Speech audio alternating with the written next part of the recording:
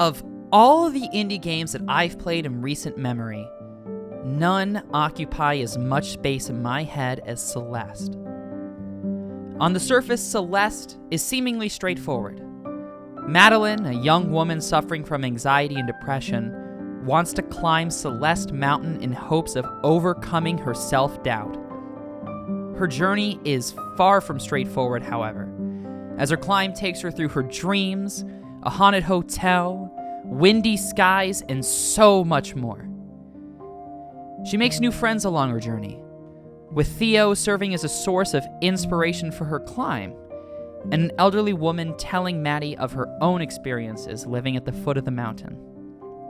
This indie platformer, one which took inspiration from the lead developer, Maddy Thorson's own bouldering experiences and some of her favorite platformers, would quickly become one of the most beloved indie titles to date.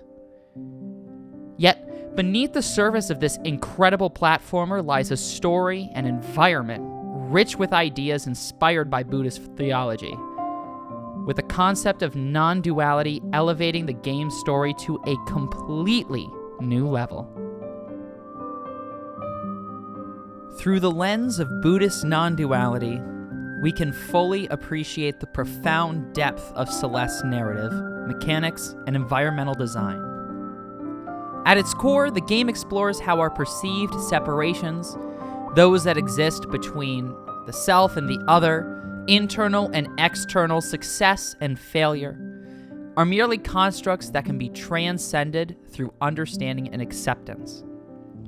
In Buddhist theology, non-duality challenges our tendency to see the world in terms of rigid opposites or absolute separations.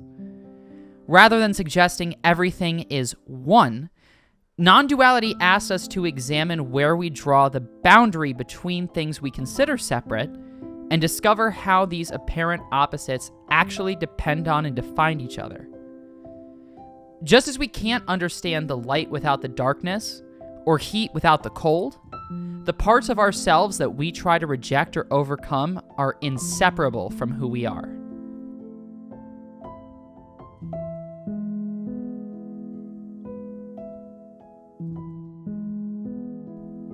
Celeste first introduces this theme through Maddy's encounter with part of you.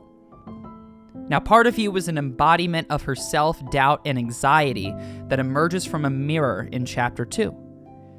Now, this mirror scene is particularly significant in Buddhist thought, as mirrors can demonstrate how reality can simultaneously be empty and full of life, just as the mirror image in front of us is both present and absent. When Madeline encounters her reflection, it manifests as part of you, and it shatters the border between Maddy's internal struggles and the external world around her. The breakdown of boundaries that happens when part of you shatters the mirror affects the entire game's environment. Celeste Mountain itself refuses to maintain an illusion of separation between Maddy's external and internal or psychological world. Following that mirror scene, Maddy's internal conflict begins to influence the world around her. In Chapter 3, part of Yu's hostility towards Mr. Oshiro, a ghost clinging to his former life running a humble hotel, turns him hostile towards Maddy, putting her life in jeopardy. Towards the end of Chapter 4, Maddy suffers a severe panic attack, which is brought on by part of you stopping their lift up the mountain midway through their journey. A moment where Theo comforts her by having her focus on a floating feather to stop her panic from taking over.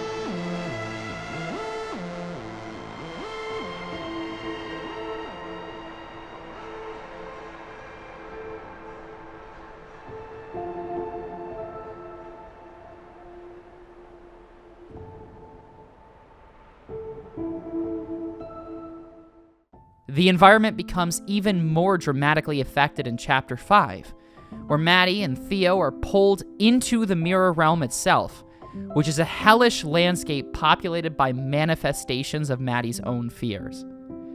The Mirror Temple sequence powerfully illustrates how our attempts to maintain rigid boundaries between different aspects of ourselves ultimately creates more suffering.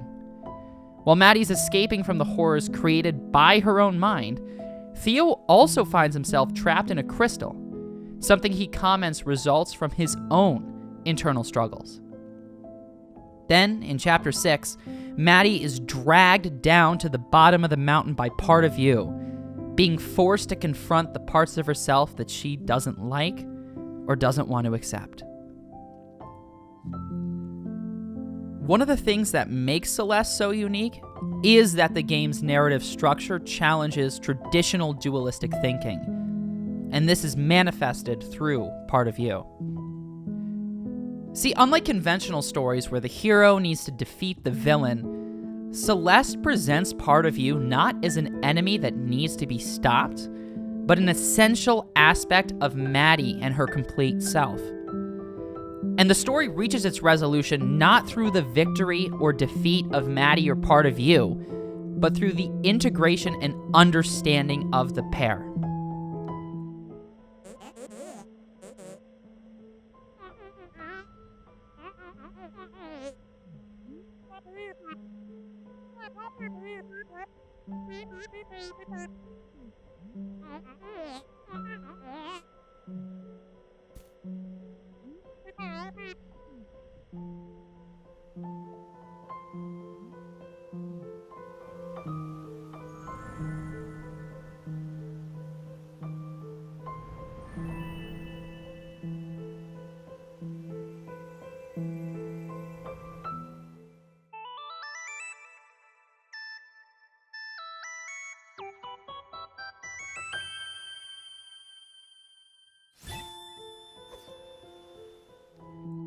In Chapter 7, when Maddy finally accepts part of you, the mountain's unstable nature completely stabilizes.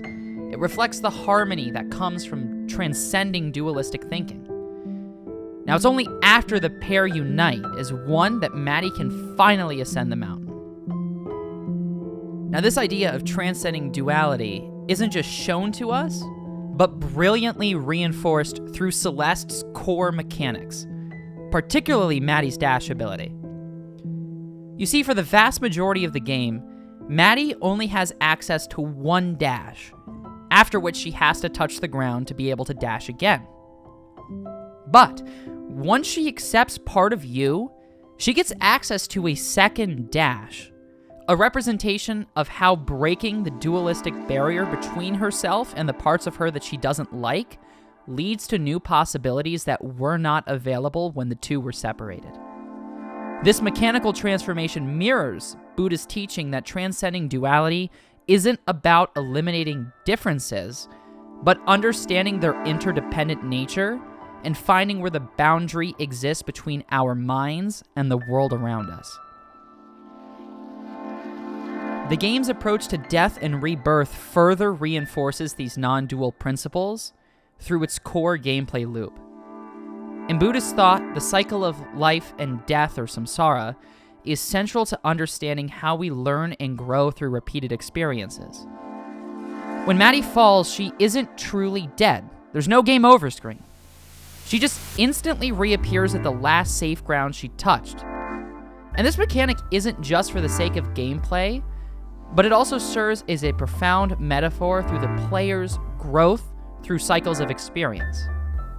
Each time Maddy, and by extension the player, falls, they'll carry forward the knowledge and experience from their previous failed attempts. The instantaneous nature of the respawn emphasizes continuity rather than separation. As I said, there's no game over screen, there's no punishment. You just continue your journey upwards. This mirrors the Buddhist understanding that our various experiences, while they may seem separate from one another, really form one continuous flow of conscious and learning. This idea is carried through the game's checkpoint system that exists. Because each time Maddy reaches a checkpoint, it's not just a representation of her physical progress up the mountain, but the accumulated wisdom of the player. The fact that she can't fall below her last checkpoint suggests that she has genuine understanding, and that once it's gained, it can't be lost. In my own personal experience replaying the game, I found this perfectly demonstrated. Each time I died, it wasn't a failure, but more of a lesson. I would learn the precise timing needed for a jump or the exact angle required for a dash. Not only that, my progress became quicker and quicker as I was able to dash, jump, and climb through difficult levels faster than I could have before. What initially seemed like insurmountable obstacles gradually became more manageable through this cycle of attempt, reflection, and refinement. A practical demonstration of how repeated engagement with the challenges we face leads to growth and understanding. When Maddy finally reaches the summit, the game offers one final insight into non-duality. Rather than remaining merged, Maddy and part of you separate to enjoy the view together, which is followed by their cooperative descent back down the mountain. These scenes beautifully illustrate that transcending duality doesn't mean erasing all distinction.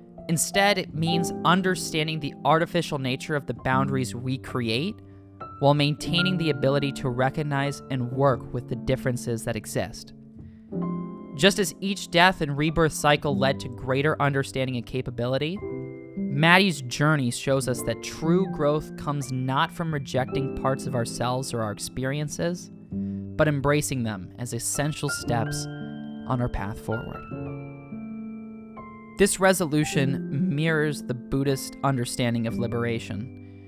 In Buddhist thought, freedom from suffering doesn't come from eliminating parts of ourselves or achieving some perfect state of oneness. Instead, it comes through seeing through the illusion of fundamental separation and understanding the interdependent nature of all things. Maddy's journey up Celeste Mountain shows us this truth. Her peace comes not from conquering her anxiety or by leaving her struggles behind, but from understanding that these aspects of herself are not truly separate from who she is as a person. As I said before, there really is no game quite like Celeste. Outside of the incredibly smooth mechanics and absolutely incredible soundtrack, which could serve as a great topic for a future video, Celeste remains so unique because of the complexity and depth present in its story. Through its thoughtful exploration of non-duality, the game offers not just an entertaining indie platformer, but a profound illustration of Buddhist wisdom about the nature of the self and suffering. When analyzing this game through the lens of non-duality, we can come to a better understanding and appreciation of this beautiful masterpiece, one that teaches us about acceptance and growth through both its story and the very way that we play it.